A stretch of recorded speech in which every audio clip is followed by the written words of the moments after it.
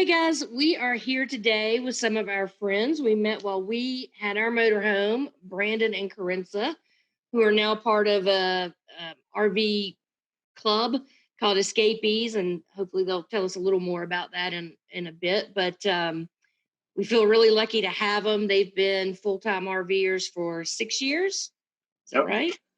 And currently hunkered down out west, trying to ride out the quarantine, self-isolation like all the rest of us. So how's that going? I mean, has that been hard to find places to stay that are open right now, campground wise? Or we know there have been reports of that. There's definitely been closures, and as you said, we're part of Escapees. We work for Escapees RV Club, and so we've been on the forefront of that, trying to help keep things open.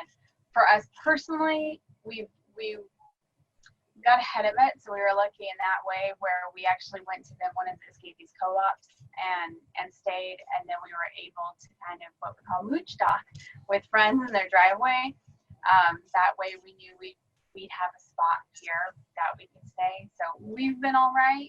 I think the big change is we haven't really been looking to travel much. Yeah. We've been looking to kind of sit still where we know we can stay, where we know it's available, and not risk, a county ordinance shutting down a park or something that we're in, because we have seen that. Kerensa has been working a lot, tracking all the RV park closures and stuff. So sure. So we've been okay. The downside is it's getting to be over 100 degrees here in our RV, but fortunately, 2 air conditioners and vents we can plug into. Yeah. There you go. Yeah, it's always that was one of the things that we were talking about. Somebody asked me about our previous motorhome, and of course it was 50 amp and it had 2 ACs, and I'm like, the only challenge is if you go to an older park or like a national park that's only 30 amp, you're only going to be able to run one of those ACs, and you're in a metal can in the middle of the Arizona heat. It gets a little warm. Yeah.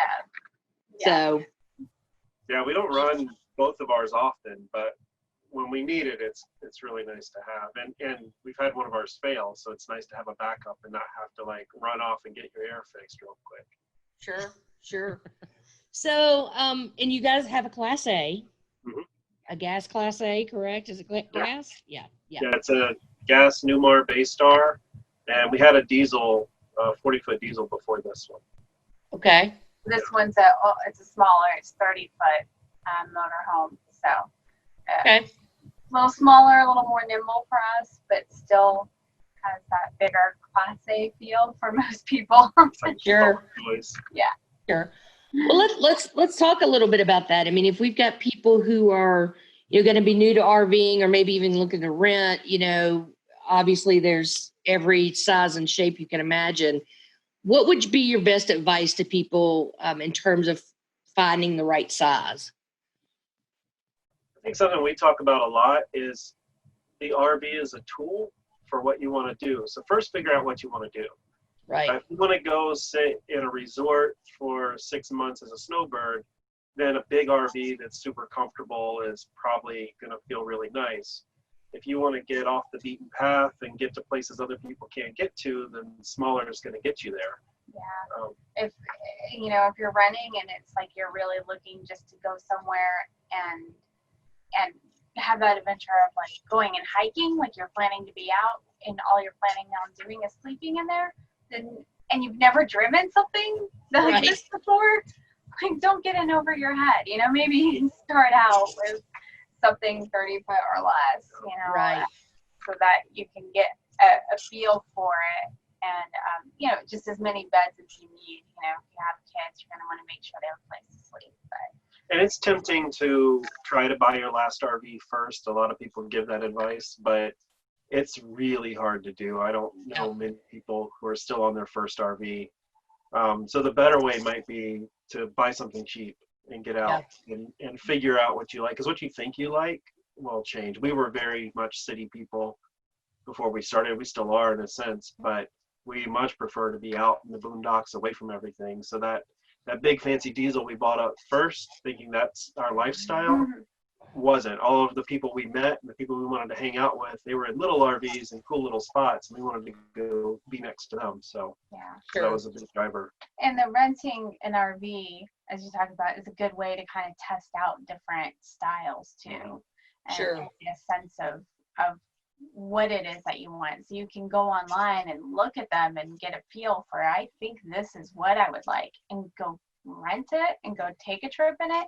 I mean, it still might not convince you either way, because if you do decide to go full-time and you want it, or just even part-time, and you buy it, things can change, but it will give you a better sense of the space and how you use it. Oh yeah. And how you look after the space. Yeah, because we made that mistake. Yeah. We bought brand new, thought we knew what we wanted. This and needed that, and then we're like, oh, we don't need that. We didn't use that. Yeah. And that's kind of where we got to when we sold it. We'd already said, okay, this is probably, if we're going to keep it, here's all the things we want to change. So do we redo some of the things? Like, we had a freestanding dinette. We never used it, and that took up space that we could have used for a more comfortable couch, that sort of thing. And so, we should have rented some and test drove some. So I agree with that. Yeah, we did we didn't buy new, but we did the same thing. We stretched ourselves into a big diesel. Yep. And then it came that we wanted to add solar. We wanted to do all these other things. And we're like, yeah, but if we're not keeping this RV, do we want to put that much money? Exactly. Into it? Yeah. And so this one that we're in now, we were 2.5 years on the road when we bought I don't this. think even that long. We were less than 2 years. We've had this. But we had a pretty good sense of what we were after at that point, and it's been good. We've made changes here and there, but we haven't had to make any big structural changes. Yeah. Sure. This one, there's always talk of like, oh, could we go smaller so we can get more places? But in the end, we always just stick with this because we know it. We have it set up for us, and it works well. Right. We get into the places we want to get into. We've upgraded the stuff we want to upgrade, put the solar panels on, everything like that, and it works for us. We know the flow. Mm-hmm. So. Sure. Now, do you guys have a residential fridge or a propane? Yeah, we have a gas fridge, and that was one of the things. Our previous had a residential, and in buying this one, we knew we wanted to boondock a lot because a lot of our friends are hardcore, like 364 days a year they're boondocking. Yeah. And we wanted to be able to do that. So we specifically looked for a gas fridge. Not that you can't boondock with residential, but it just makes it simpler. Right. And let's talk about that a little bit, because you mentioned mooch docking earlier, and now we're talking boondocking, and some folks may not know what that is. So let's you guys want to kind of explain those terms? Sure, of course. So boondocking. Wally docking. Right. Well, docking. Right. So basically what we're talking about in general is anything camping off grid. So we're not plugged into a power post. We're not hooked up to water, and we don't have a sewer connection. We're fully self-contained, which an RV is fully self-contained. But we've added solar panels onto our RV so that we can generate our own electricity within the RV. We've upgraded our batteries to help with that. And so boondocking is really, we're talking about going off grid, out in the boonies. Yeah, exactly. Mm-hmm. So and it may not, we say out in the boonies, but it might not be that far from the city. It's 20 minutes down the road. We can find a boondocking spot in a lot of cities. Not maybe the huge cities, Israel, but out around there. So that's what we mean when we're talking about boondocking, because there are things like when you're in a campground, especially state campgrounds, stuff like that, they might have sites that are dry camping. And dry camping, you're still not hooked up, and you might get a cheaper rate, but you're still in a campground. So when we use the term boondocking or wild camping or something like that, we're out of way. Now, mooch-docking. Yeah, mooch-docking is basically mooching off of someone else's land. So we're in our RV friend's driveway right now. So they're full-timers as well for pretty much the same amount of time, but they just bought a house in Yuma and allowed us to come stay in their driveway. So we're sort of mooch-docking. We did help them install a 50 amp plug so we can plug in and run our air conditioners, but we're not using the water and the electric, water and sewer from their house. And then there's wall docking, which is, camping in Walmart parking lots or Cabela's parking lots. Sure. There's all those different types. The nice thing about being set up for dry camping is that we can do it anywhere. We're really comfortable with it. So on a long travel day, we can sleep at a Cracker Barrel, no problem. We can watch TV, we can live normally. And at state parks where all the full hookup sites may be full, we can often get a dry camping spot, and it costs less and it's available. So we don't have to hyper plan everywhere we're going to go.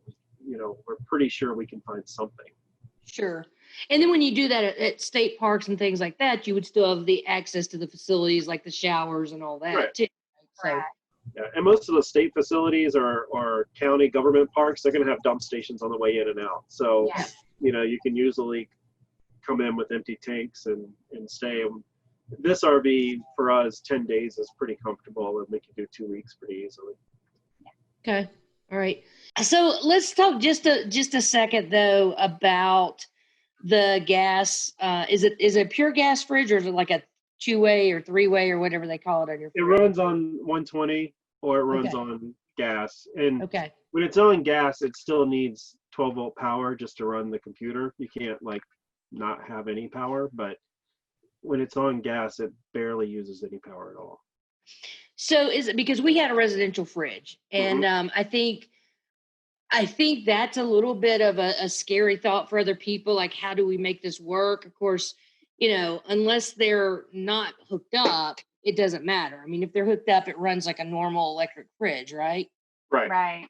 So it's only when you're not hooked up to power that you need that it will run on the gas.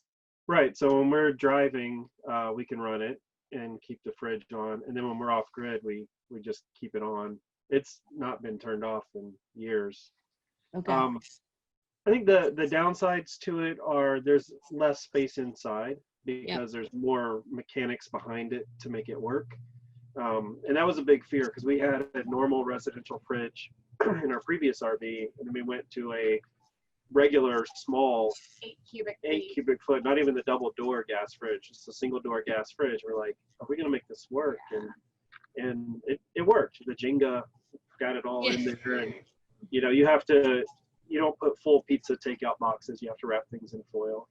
But it does well. Its cooling is, it fluctuates a little bit more than a residential fridge. This one's been really good. It keeps our ice cream stays pretty hard. Everything stays really cold. They are kind of hit or miss sometimes. A lot of people say you can't keep ice cream cold. You can't make ice in the freezer. We've never had those issues. So, and there's a concern about keeping it level too as well, right? There is. And it used to be a bigger problem. There was a lot of recalls. So definitely if you're looking at a used RV, check the numbers on the fridge, make sure there wasn't a recall on it, because RV fridge fires are a concern. They are something you got to think about. And a lot of that came from if the RV isn't level, then the coolant inside the coils can't circulate normally, and it basically just pulls to one side, and then the heating element just sits there and heats up the pipes, and there's nothing kind of taking that heat away. Right. And so it just degrades the pipes, and it's a cumulative effect over time. Sure. So you could reach a point where your fridge leaks behind the fridge, and what it leaks is some pretty nasty stuff like hydrogen gas and ammonia, which can catch on fire. But what we've been told from different fridge manufacturers is if you're comfortable in the RV, then the fridge should be comfortable. Yeah. If you do feel like you're leaning, then if you feel uncomfortable, like you can't sit around normally and watch TV or whatever, then you're too far off level. But a little bit off level is not hurting it. It's a few degrees in different directions. I don't remember the exact numbers, but if you look at that over the course of an RV, you would really notice it. There is a device you can buy to put on your fridge that will actually, if your fridge is off level, it'll cut the power to the fridge, and then when you get back to level, it'll turn it back on. So like sometimes we'll be in a little town and we want to park on the street and go see something, and we'll park and the RV's kind of at a goofy level. we'll just manually go flip the fridge off because it'll stay cold for a few Right. hours. Think of it like a cooler. You Yeah. want to stay cool as long as you're not opening it when it's off. Now the benefits are when it's in gas mode, it uses almost no gas and almost no electricity. So I'm fully confident we could run our fridge for a month without any power, without any extra power. Sure. Whereas Wow. with the residential fridge, it has a demand for power every single day. And so Sure. you have to make sure you have enough. Okay. Let's talk about, just any other advice you would give people if they're planning a trip. Let's say they figured out the right size RV. It's not too big. They're comfortable driving it. What's the best way to plan that trip? How long should they drive for in a day? That sort of thing. Well, that drive for in a day. There's what am I trying to Rule say? of thumb? Yes, thank you. Rule of thumb. I was like, cool. RVers tend to go by, and it's drive 200 miles or 2 hours, and you stay for 2 nights or 2 days. Right. And basically, that's just so that you're not overtaxing yourself. I mean, if you haven't driven an RV before, and this includes motorhomes, it includes towing something, it's a lot more strenuous than driving a regular car. You might not think about it, but it's more mentally taxing because you're paying attention to everything. Yeah. You've got your whole house with you. And the other part of that rule, the 222 rule, is try to arrive by 2 p.m. And really what that's about is try not to drive at night. Right. RV headlights aren't very good. And you're going to want to see much further down the road than you do in a car because you don't want to swerve if you don't have to swerve. And it takes a little longer to stop. Too. Yeah. It's not a car you're driving. Right. So, we try not to think of it as a road trip where you're going to get in the car and you're going to drive for 18 hours to, get clear across the country. I mean, this weekend, we're going 10 hours. It's about 11 hours away by Google time. And we're giving ourselves 2.5 days to do it. Yeah. And that's still And that's a lot. pushing it. Yeah. That's pushing it But for us. But everything in the RV up takes there. longer. Getting ready to go takes longer. You got to put in the slides. You got to bring up the jacks. You got to hook up the car. Stopping for gas takes longer. Yeah. It's a big gas tank.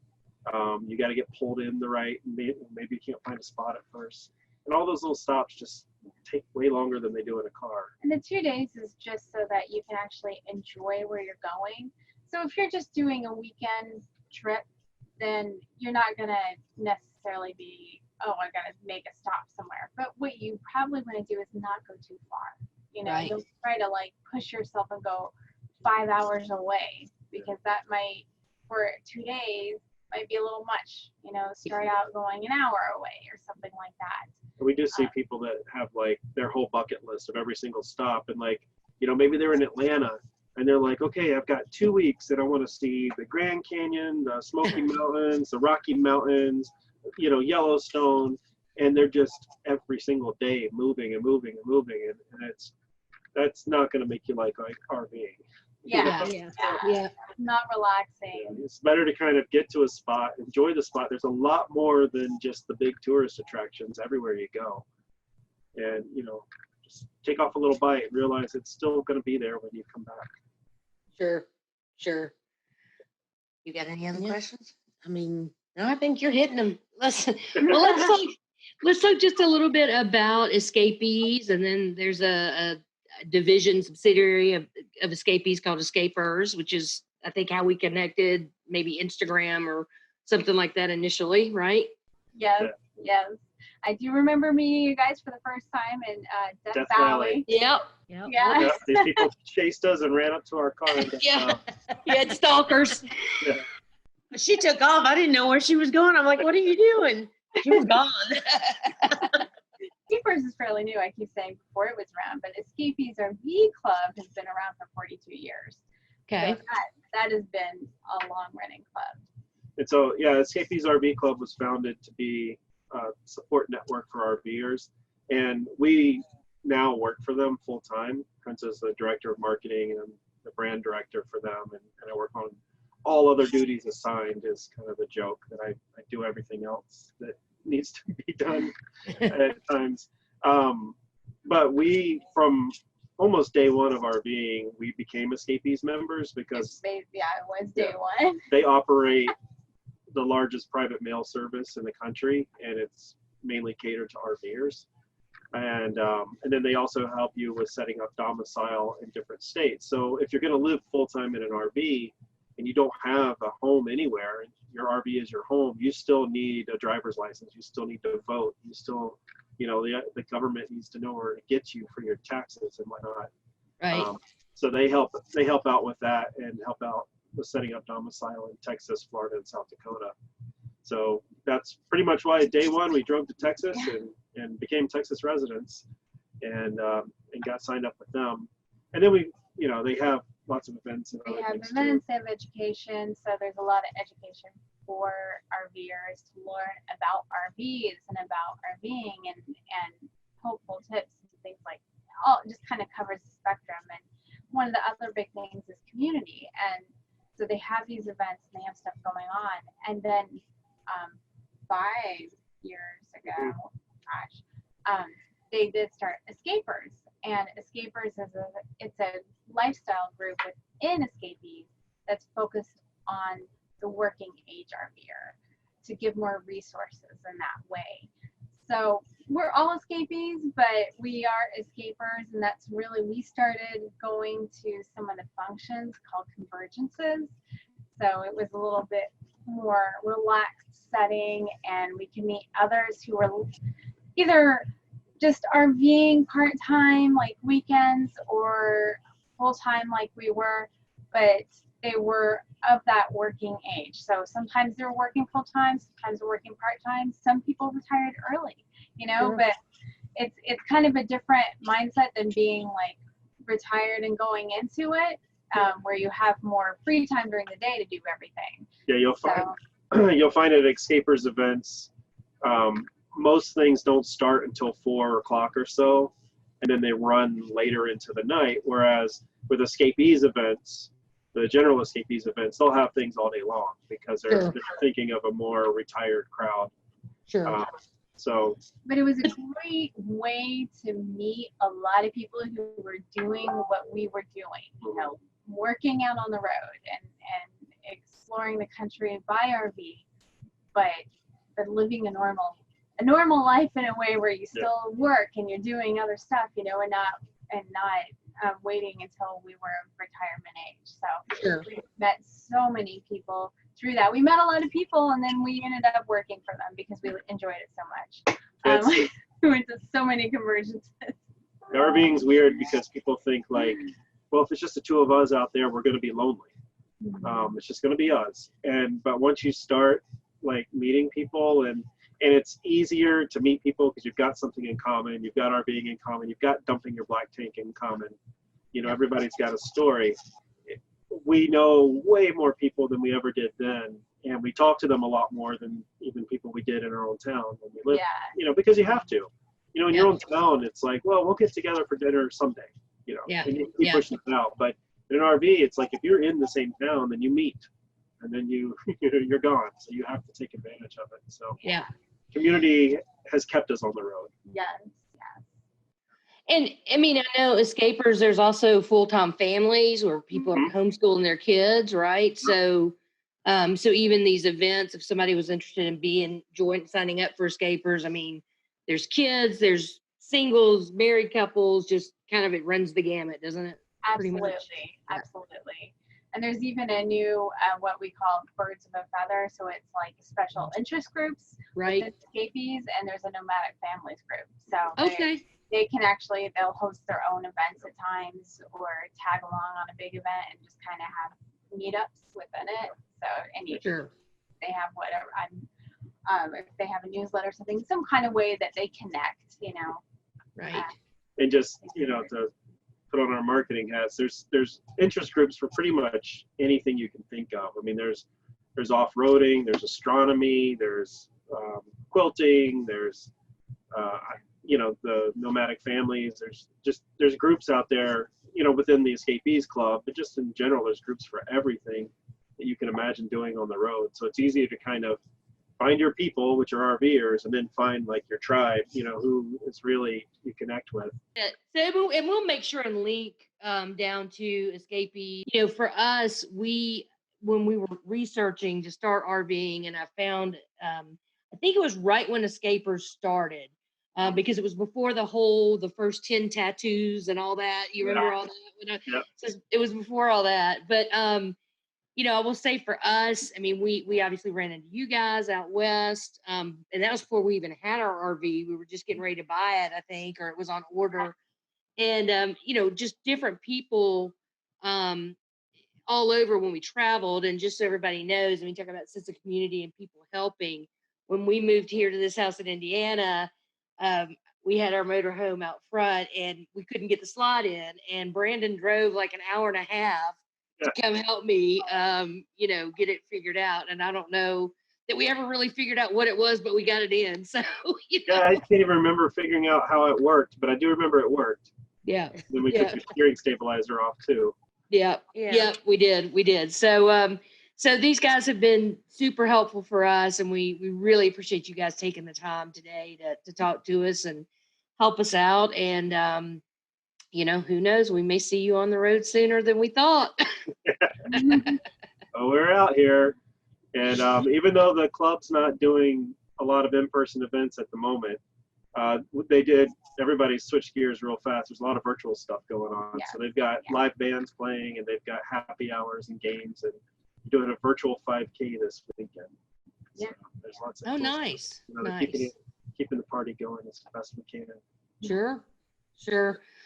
All right, you got anything else? I think that's it. All right, guys, we do Thank you appreciate it so much, and we will see y'all soon. All right. Bye. Thank you. Bye.